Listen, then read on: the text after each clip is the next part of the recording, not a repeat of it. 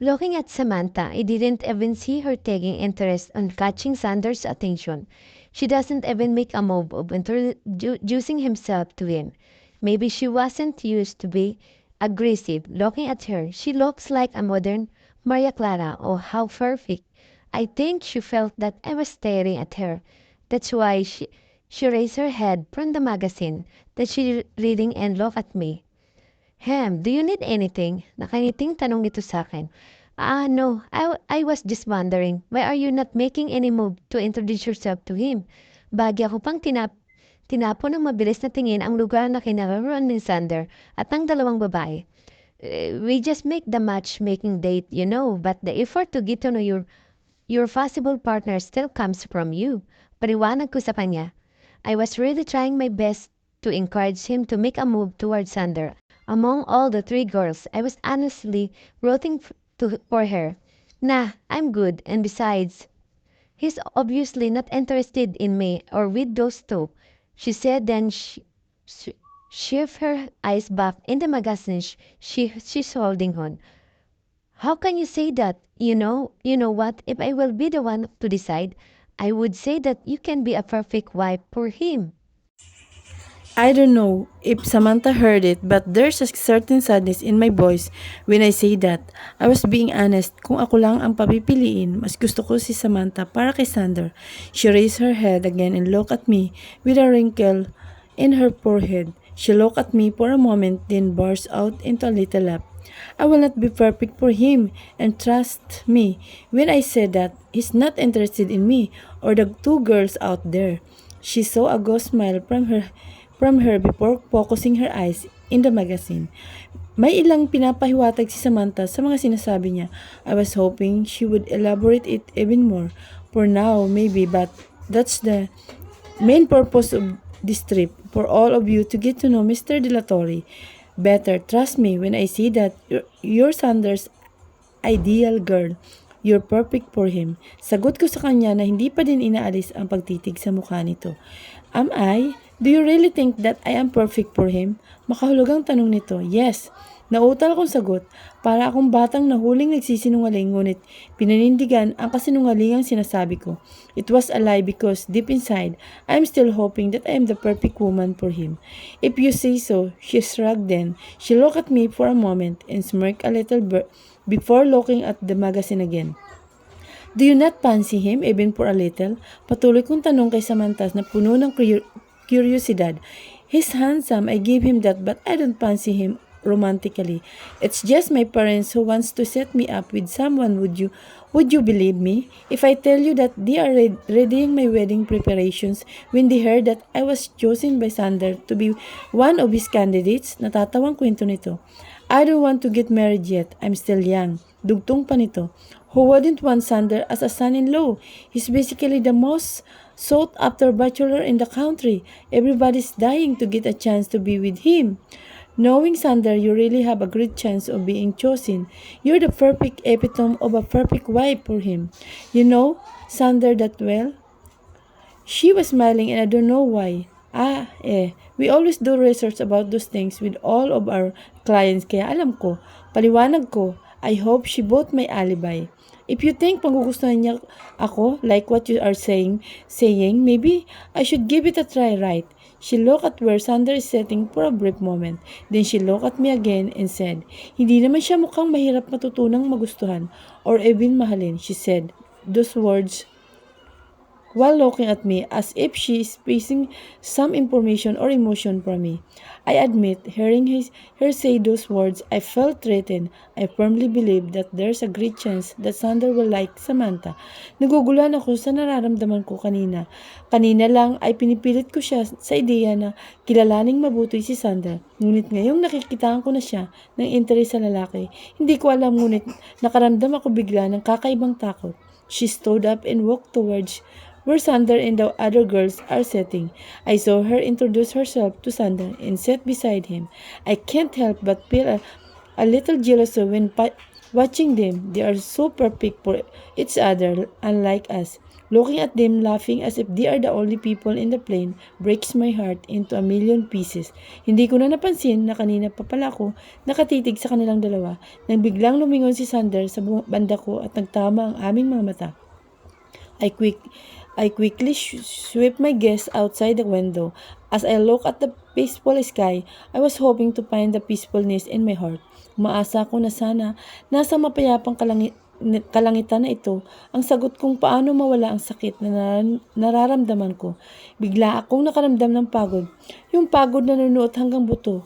Yung pagod na parang gusto mo nang maglaho na parang bula. Parang wala ka na ding maramdaman na sakit. I close my eyes and force myself to sleep, hoping to ease the tiredness that I am feeling right now. I felt someone sit beside. Agad na nanuot ang amoy ng panlalaking pabango sa aking ilong. I didn't even bother to open my eyes. I already know who is it. I don't have the strength to face him now. I might crumble in front of him and beg him to take me back. It is now finally sinking in me. This job is harder than I thought. The thought of Sander being with somebody else is killing me slowly. I felt his hand caressing my cheeks. Don't open your fucking eyes, Andy. It's a trap. I pretended asleep so that I won't need to face him. He let out a deep sigh. I can smell his minty breath and manly scent. I was holding my senses tight so that I won't grab his nape and kiss him relentlessly. Maghunos dili ka, Andrea, kailan ka pa naging hayok sa mga halik na? Finally, I can feel that he put a distance between us but continues sitting beside me. I know you're awake, baby. No need to pretend. Narinig kong sabi niya mula sa katabing upuan ko. I slowly open my eyes and look at him. Sinalubong niya ang mga titig ko. I don't know what to say. I'm confused right now. I'm torn between letting him go and keeping him with me. Why are you doing this? I asked him when I finally found the courage to speak. Doing what? This, bringing me along with your candidates. You are marrying of those girls anytime soon. What exactly your plan? Hindi ko na mapigilan tanong sa kanya because to be honest, gulong-gulo na ang utak ko sa ngayon. This is what you want, right? You made it crystal clear when I was in your office yesterday. That doesn't answer my question. What do you want from me? What exactly your plan? Ulit kong tanong dito. Soon, baby, I will tell you everything soon. He learned on me and claimed my lips. I tried to push him to get away from his kiss, but he grabbed my nape, preventing me from making distance between our lips. I was planning to shout at him, but when I realized that if I make any sound that will catch the attention of the other girls, they will quote us in pricing position, and that is the last thing I want right now. So I try my best not to make a sound, but I gasped when I felt his tongue separating my lips to make an entrance. I was trying hard not to kiss him back, but my body betrays me. I felt him smile again my lips when he felt that I am not struggling anymore, but instead I am kissing him back. Fuck. His neck His tongue inside my mouth, feeling every part of my mouth. I can't help but let out a soft moan. Hindi din nakatulong ang malilikot na kamay ni Sander na ngayon ay dumadama sa kanyang kaliwang dibdib. Wala pa ring tigil ang pagpapalitan naming ng laway. Dila sa dila, he slightly bite my lower lip before putting his tongue inside me again. Walang kalam-alam ang tatlong babae na sa likod nila tungkol sa kababalaghan na nangyayari sa kabilang bahagi ng eroplano. The plane was big. The seats are wide apart and the chairs are huge enough to cover anyone sitting there. Kaya walang kahit na sino ang may clue kung anong kakaibang nangyayari sa dulong bahagi ng eroplano maliban sa kanila. Sander, do you have wine here? Parehas kaming natigilan na marinig ang boses ni Candice at ang yabag nito na papalipit sa pwesto nila. Agad naman siyang bumalik sa kanyang wisyo at mabilis na tinulak ni Sander palayo. Parehas ng maayos na matsura ng umupo nila ng tuluyan nang nakalapit si Candice sa kanila. As the attendant, Candice, I am not here to serve you. Masungit na sagot ni Sander sa babae. And if you excuse me, we're busy, can't you see? Get out of my sight now. Patuloy nitong pagalit sa babae. Bagya akong naawa na makitang namutla mukha ni Candice. Agad naman itong umalis sa harapan namin. Guess, no need to be an old guesser. Sita ko dito ng tuluyan na makaalis si Candice. I don't care, istorbo siya. Now, where are we? Baling nito sa akin at akmang hahalikan na naman ako. Hep, no, Sander. That's enough. Okay, pigil ko dito. It's fine, di bale, marami pa naman tayong times sa island. He said while smiling, then winked at me. I just rolled my eyes at him. I don't know what the island holds for me, pero sana hindi ko pagsisisihan. SPG, you've been warned. Andy, we landed at the airport at noon. We still have no idea. Where are we going but another limousine's pitch at the airport. Wala bang ibang sasakyan tumuhong na to at puro limousine ang sumusundo sa amin. We traveled for another half an hour before we finally reached the fort. Everyone seems local, so I cannot assume that we are still in the Philippines. I was looking around to get some clue on where we are when I saw a welcome arch that says welcome to Siargao Port. We're in, we are in Paking Siargao. My dream place. I can't believe that. I'm finally here. I was just dreaming of taking my vacation here 2 months ago, and now I'm finally here. Oh my OMG. I can't explain that what I'm feeling right now. Did he know that I dream on going here, or did I tell him about it way back our time? His people are assisting us with our baggage, then they lead us to a yacht. This is it. We're finally going. God knows we're using this extravagant yacht in front of us. I'm curious as hell on where are we going kaya hindi ko na napigilang tanungin ang isa sa mga kasama naming nag-aasi sa amin at nagbubuhat ng mga gamit namin. Manong, saan po tayo pupunta? Sa isla po ni Sir Sander, exclusive resort po yun at mayayaman ang nakakapunta lang doon. Dahil mahal po kasi ang renta ng yate pero pinasara na ni Sir lahat. Yun, magmula kanina pa po at wala munang tinanggap na tatanggaping guest, paliwanag nito. Tinamuan ko na lang ang lalaki at nagpasalamat sa pagsagot sa tanong ko. Palihim ko namang nilingon si Sander upang malaman ang ginagawa nito. I gasped when I figured out that he was staring at me. He was watching my every move. I quickly swept my guest in her opposite direction and walked towards the deck. It was noon time, that's why no one wants to stay on the deck and everyone stays in the cabin that has air conditioner. Those girls love the beach but they hate the sun, but good for her. She has the deck all for herself. I finally may time ako sa sarili ko or so I thought. Hindi pa man ako nagtatagal sa deck when I felt someone behind me and seconds later, I found myself enclosed between his arms. His hands are leaning on the railings. I quickly turned myself to face him and confront him, but it's too late when I realized that it's a wrong move. Our position is suffocating me. I held my breath when I found myself staring at his deep brown eyes. We stayed in that position for a couple of minutes before I finally find the strength to confront him. What are you doing? I asked him. Then I tried to remove his hand on the railing so I can be free from his enclosure, but his arms and hands are strong. He's not giving me a chance to move an inch away from him. Nothing. Simpleng sagot lang nito. Tingnan ko siya nang nakakunot ang ating noo to show him how pissed I am. It's not funny, Sander. Let me go. Baka may makakita pa sa atin. Kung ano pang isipin, I told him while still trying to get away from him. Who cares? I do. My job is to match you to one of the girls in the cabin, not flirting with you. Paliwanag ko dito. I stopped getting away when I realized that he has no intentions of removing his hands on the railings. You're not flirting with me. I am flirting with you. So, technically, there's nothing wrong with this, he said while smirking at me. You're flirting with me is the problem. You should be flirting with those girls, not me. Din kong sabi sa kanya, I want to shout it at his face but I'm trying myself not to make a scene that would catch other people's attention. That's what you want, Andy, not mine, he said this time, the playful smirk on his face. Argan, what do you mean? Isn't that the main purpose of this trip? You getting to know those girls so you can choose your wife among them. Kunot noong tanong ko sa kanya. He stood up straight, still not taking his arms off the railings. Slowly take small steps toward me, claiming all the little space between us. I took a step back only to felt the railings touch my back, evidence that I don't have any place to go to. I'm trapped. I thought I already made it clear to you what my plans are when I take you over and over that night, but it seems to me that I wasn't clear enough. It wasn't clear enough. He says those words while his lips are just an inch away from mine. I can perfectly smell his minty breath.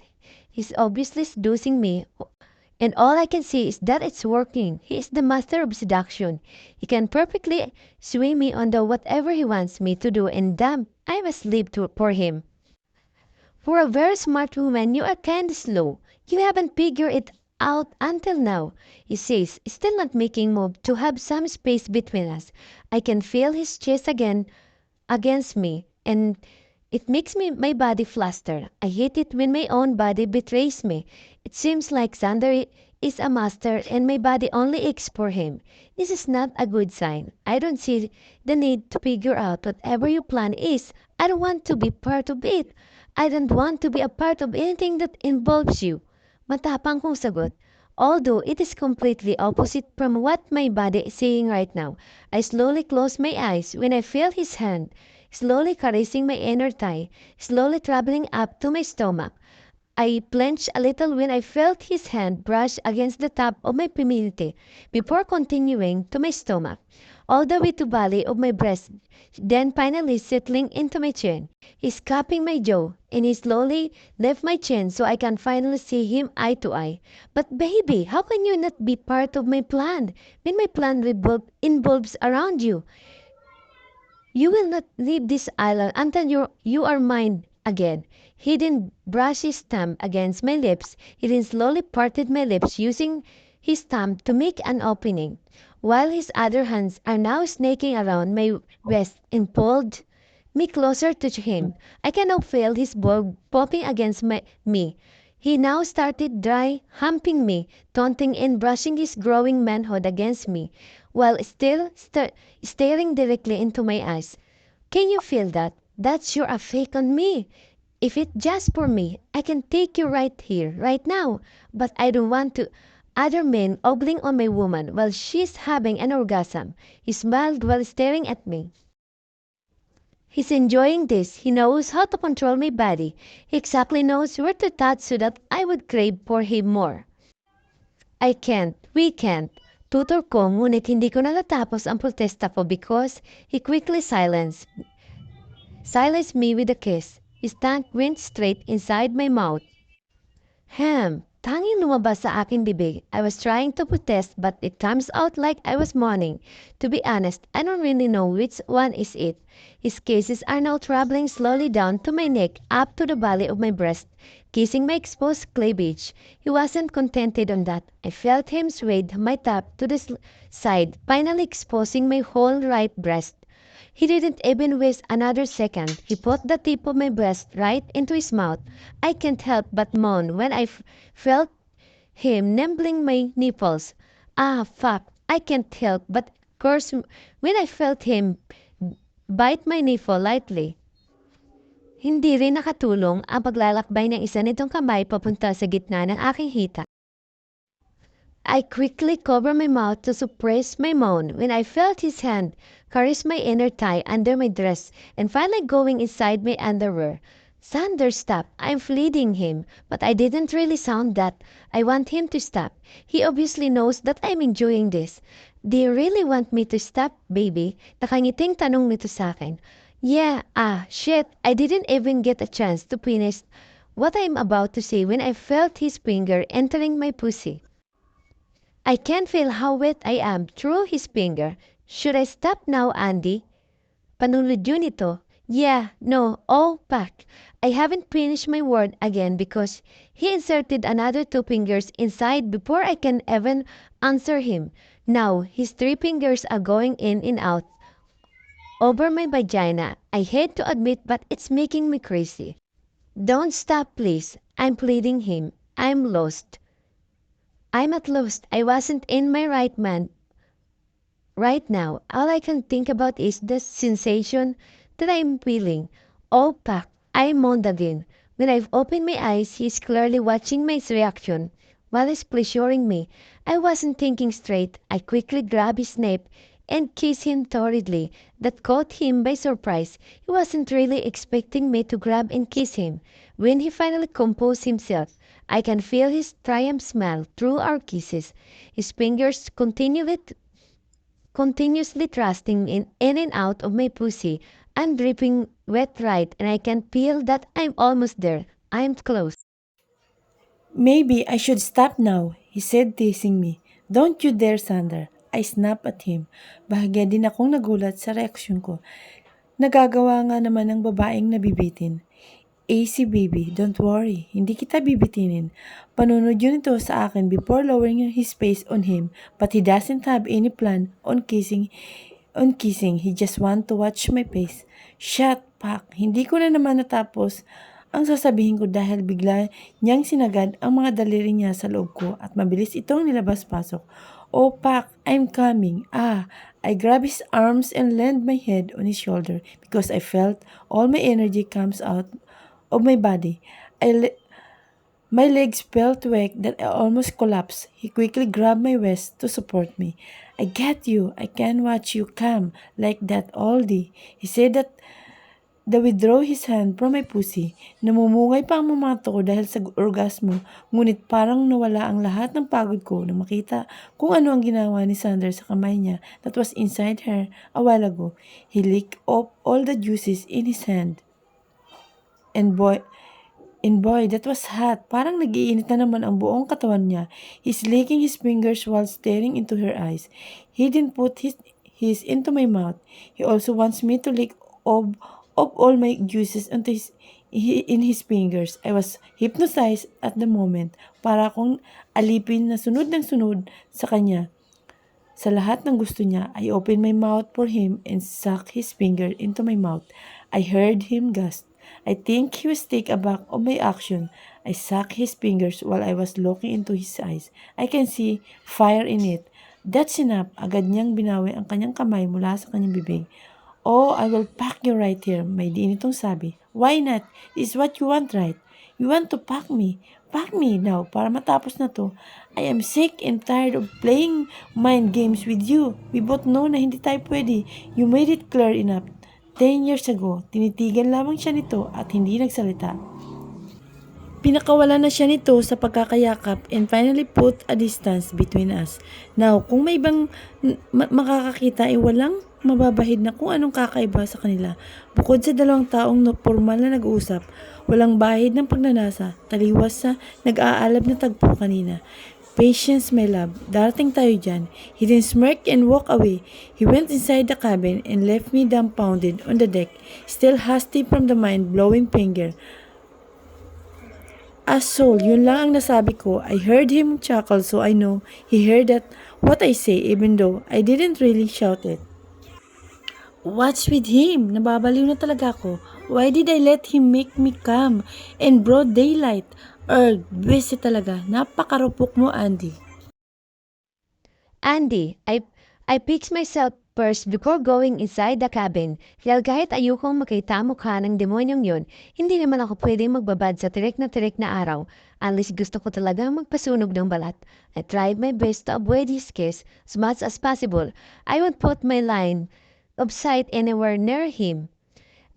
Tumagal ng 1 oras ang biyahe namin patungo sa isla, and within that span of time, pinilit ko ang sarili kong wag siyang tingnan, but I can absolutely feel his intense gaze on me.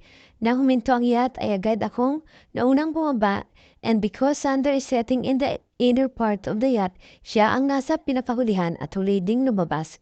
I was totally amazed nang bumuhad sa akin ang asul na langit at tila sa laming ilinaw ng tubig, hindi rin nagpahuli sa gandang pino at puting buhangin ng isla. Bigla tuloy akong nakaramdam ng kakaibang kapayapaan dahil sa tanawin. I was admiring the place. This is paradise. Parang nakalimutan ko bigla ang lahat ng mga pasanay ko sa buhay. After seeing the white sand and the crystal clear water, I just suddenly felt that this is my home. Na parang ang sarap mabuhay kung ganitong klaseng tanawin ang sasalubong sa akin sa bawat araw na magigising ako sa umaga. Ay, narinig ko sigaw na isang babae mula sa yate kaya Nalipat dito ang atensyon ko mula sa paghanga sa tanawin.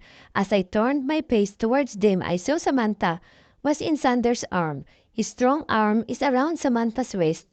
Nadulas pala ito sa maliit na hagdanan na ibinaba mula sa yati upang maayos makababa ang mga pasahero. Nito dahil si Sander ang pinakahuling bumaba, nasa likod ito ni Samantha nakapwesto. Mabilis namang pumulupot ang mga bisig ni Sander sa bewang ni Samantha upang alalayan ito at hindi na tuluyang matumba sa tubig. Careful, nakangiting sabi ni Sander sa babae nang tuluyan na niya itong patulungang makabawi ng balanse. I didn't hear it, but I'm close enough to read his lips. Thank you. Nauutal pang sagot ito dahil sa kanyang likas na kaputian. Agad na mahalata sa kanyang mukha that she's blushing. Sander has really that effect on women and obviously even Samantha is not immune to that. Ibinilang ko ang aking tingin kay Sander na hindi pa din tinatanggal ang pagkakapit sa bewang ni Samantha. He was looking at Samantha's face while giving her his $1,000,000 smile. Flirt, inis kong sabi sa sarili ko. He lifted his eyes and settled it on me. Agad ko naman siyang inirapan ng magtama ang aming paningin. He was flirting with other girl as if he didn't make me come in his set. I suddenly felt sheep. Sumunod na lamang ako sa stop na sumalubong sa amin papasok sa ng resort. Iginaya kami ng isa sa mga katiwala ng lugar patungo sa lounge kung saan kami maghihintay habang inihanda ang aming mga kwarto. Sa sobrang inis ko kay Sander ay hindi ko na sila inantay at agad na sumunod sa katiwala. The lounge has a mesh curtain around it and has a long table in the center and a long couch in U shape around the table. I sat on the couch and tried to get the documents in my backpack. Unti-unti na ding dumating si Candice and Trish sa lounge. I hate to admit but I'm looking for him. And to my dismay, I saw him walking alongside. Samantha was smiling ear to ear. I knew it. Among the girls, only Samantha will catch his interest. There we go again. I felt a pang jealousy with just the sight of them talking. Bigla na naman ako nakaramdam ng bigat sa dibdib. I don't know why but I can't prevent myself from hurting. Hindi ko na napansin na nakatitig na pala ako sa kanilang dalawa. Kaya naman bigla akong nagulat na magtama ang aming mga mata. Agad ko namang iniwas ang aking tingin at ibinabang tingin sa mga papel na hawak ko. There are the contracts that give to the candidates and clients to protect our credibility. Medyo masyado lang mabilis at biglaan ang naging proseso ni Sander. Kaya naman hindi ko na ito nagawang papirmahan sa kanila bago kami pumunta ng isla. Welcome to the hideaway. My staff are preparing our rooms. For the meantime, have some refreshments. Agad naman pumasok ang isang staff na may dalang mga inumin. Inabot nito isa-isa ang mga refreshments sa amin pagkatapos ay agad ding umalis. I can feel he's looking at me but I am trying my best not to look at him. Hindi ko pa din inaalis ang mga mata ko sa mga papel na hawak ko kahit na alam ko naman na mga nakalagay doon. I felt him walking towards me and take the seat beside me. Nang tuluyan na siyang nakaupo siya naman agad ang tayo ko. Halata kong bahagya siyang nagulat sa biglaan kong pagtayo kaya mabilis niyang hinawakan ang kamay ko para pigilan ako sa paglayo sa kanya. I quickly looked at him when I felt his hand on mine. Where are you going? Seryosang tanong nito sa akin.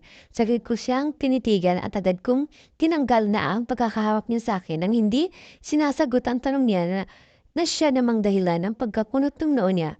Mabuti na lang at hindi na ito nagpumilit at hinayaan na lamang siyang makatayo. I walked towards the little platform in the center of the lounge to elevate myself and also to catch everyone's attention. Good afternoon, everyone. I know this is so sudden, that's why I didn't get a chance to introduce myself and explain to everyone our mechanics and policy. Mr. De La Torre, I want to know who's in charge in your facilities so I can coordinate all set up with them. Formal kong sabi dito. I will inform Ms. Santos, my property manager, to assist you in any way possible. Formal din namang sagot dito sa kanya. Thank you, Mr. De La Torre. Pasalamat ko naman bagya akong nailang sa tiim ng pagtingin nito sa akin. I cleared my throat before I speaking to compose myself. I know that all of you are tired from our travel, but I need all of you to read these documents and sign it If you don't have any question regarding the contract, paliwanag ko habang isa-isa ko silang binibigyan ng kopya nila upang pirmahan. What is this? Maarting tanong ni Candice. Read it first before you complain. Nasa harap mo na nga, babasahin mo na lang. Itatanong pa ba? Ano yan? Boba ka, girl.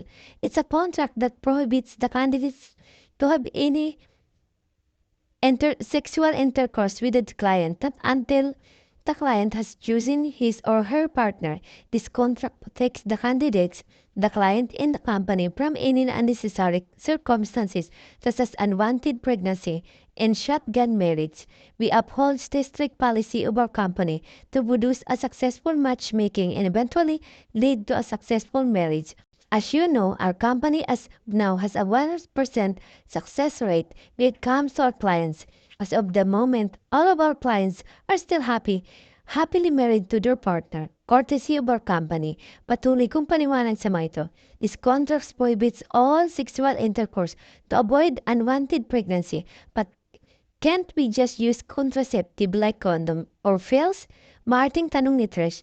Tapos ay malagkit na tinitigan ni Sander. But Sander seems like unbothered with how Trish is looking at him. Yes, that's right, but that's not the only thing that we are preventing. We are also preventing all the party involved to invest on physical and sexual connection. Sex may cloud your judgment on seeing all the positive attributes that you should look for a future spouse.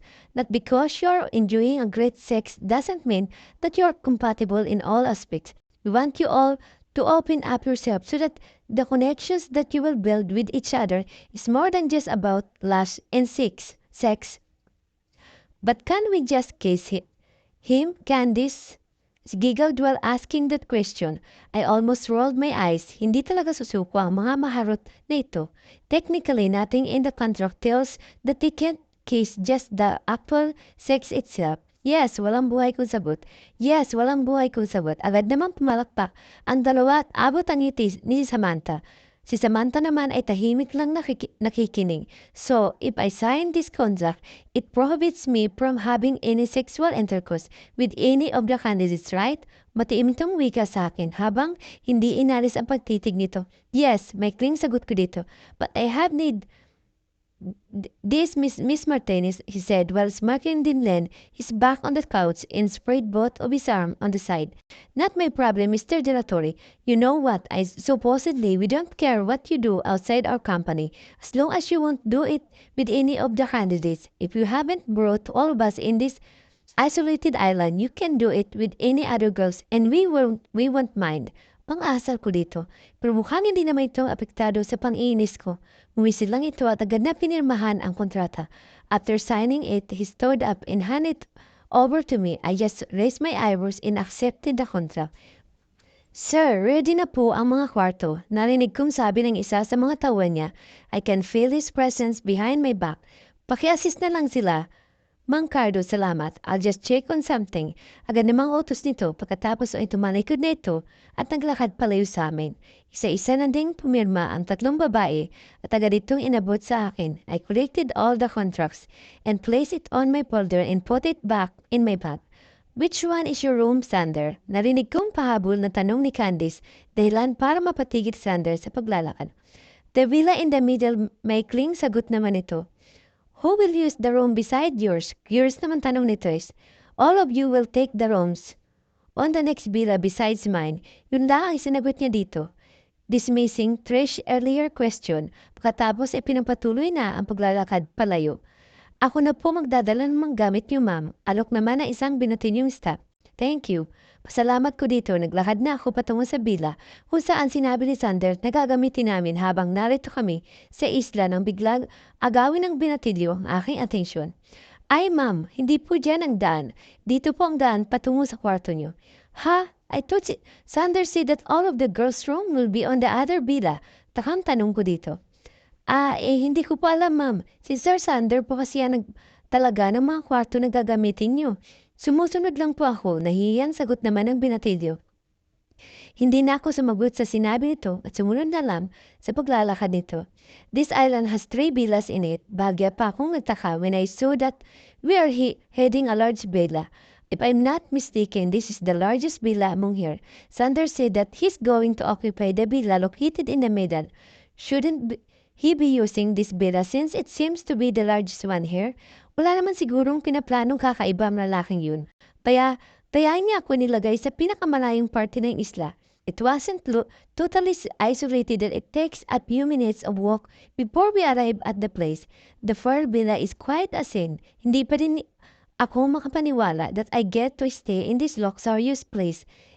If given different circumstances, I would say that this is a blessing, but I know why I'm really here and there's nothing to celebrate about that.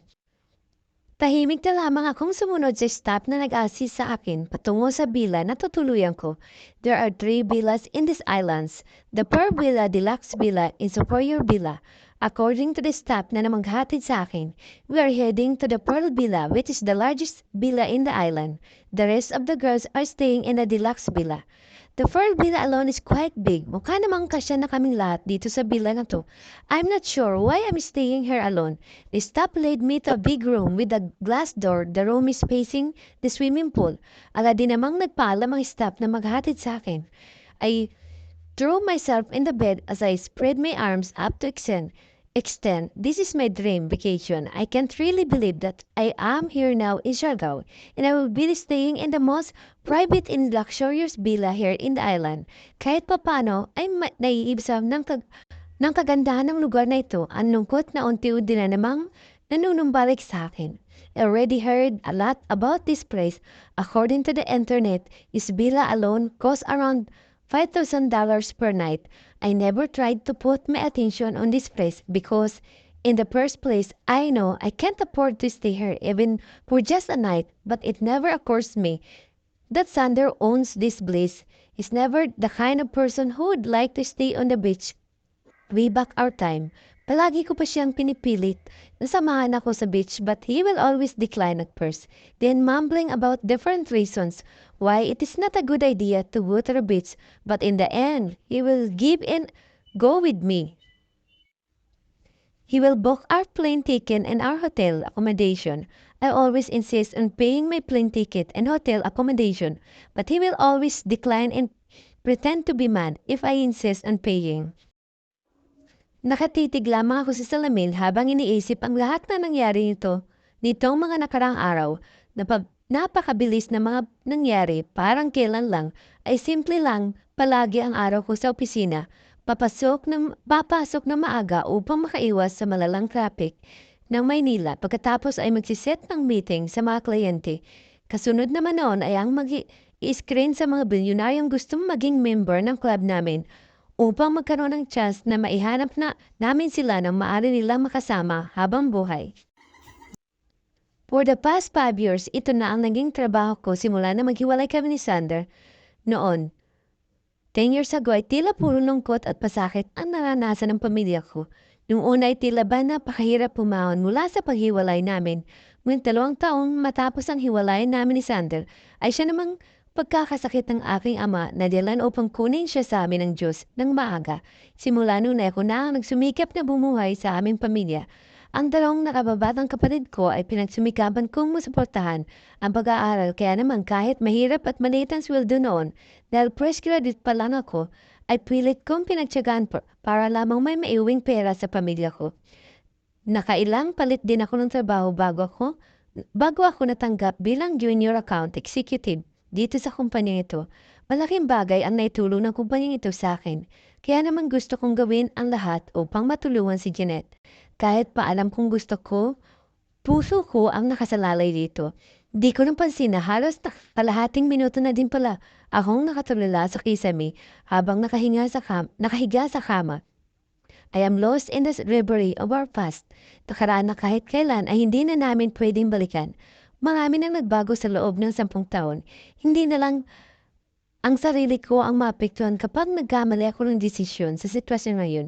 Mahirap dahil ang damdaming pilit kong kinakalimutan sa loob ng 10 taon ay bumalik na ang lahat sa loob lamang ng isang gabi. Tumayo ako upang simulan ayusin ang aking mga dalang gamit at gamit sa cabinet. When I finished putting my clothes, I saw the swimming pool right outside my room. I wonder if I will stay in this villa alone. I look around the place to see if there's anybody there aside from me. I found no traces of anyone. That's why I decided to take a plunge in the pool and take the opportunity of having the place for myself. Iisipin ko na lang kunwari ako nag-rent ng buong villa na to. Magpapaka-AC na muna ako. Is this a social climber? Natatawang ko sa sarili ko. I took my two-piece swimwear and doon na mismo ako nagpalit sa kwarto. Even though all the doors are glass, wala namang ibang tao kaya okay lang. Nang makapagpalit ako ay agad na akong nagtungo sa pool and dive right into it.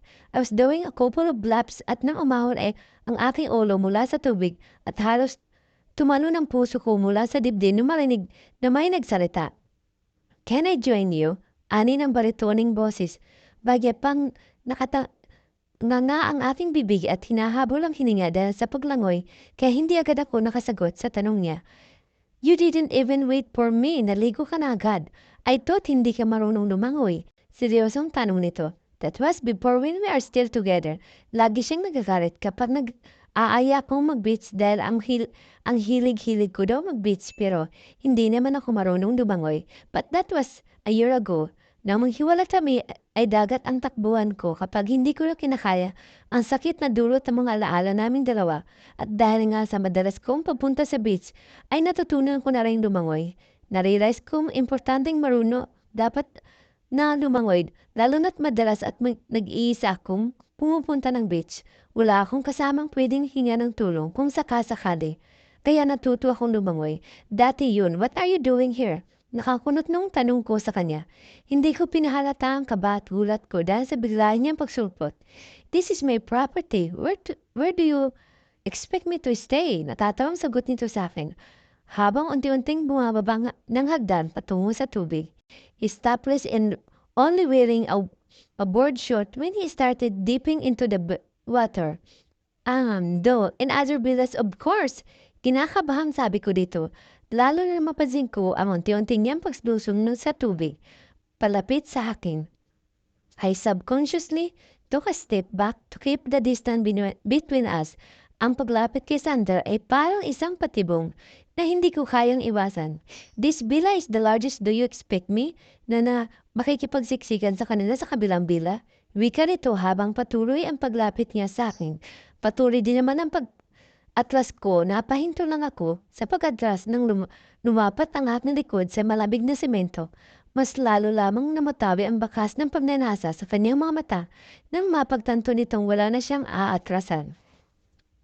I quickly tried to swim away from him but he caught me immediately. Where do you think you're going? Tanong nito. Sunod ay agad niya akong sinandal sa malamig na semento at ikinulong sa pagitan ng kanyang mga braso. Matapang akong sinalubong nung mainit itong titig. I figure out that I have no way of escaping and the only choice I have is to face him. Pilit kong pinatapang ang aking mukha upang itago ang kakaibang takot at kabang namumuo sa aking dibdib. Away from you, obviously, you shouldn't be acting this way, Mr. De La Torre. May I remind you that I'm not included in your candidates. Save all your Mr. Suave moves for the girls, not me. I have no time for this sleeping with you a mistake. Mistake that I never intended to repeat again. Matapang kong wika dito na hindi inalis ang titig sa mga mata nito. I can't believe that I finished all the things that I want to tell him while looking directly into his eyes. Hindi ko alam kung saan ako kumuha ng lakas ng loob upang masabi ang lahat ng yun. Marahil nagdulot na rin ng sakit na dulot ng pag-alala ko kanina sa mga nangyari sa nakalipas na taon simula nung mawala siya.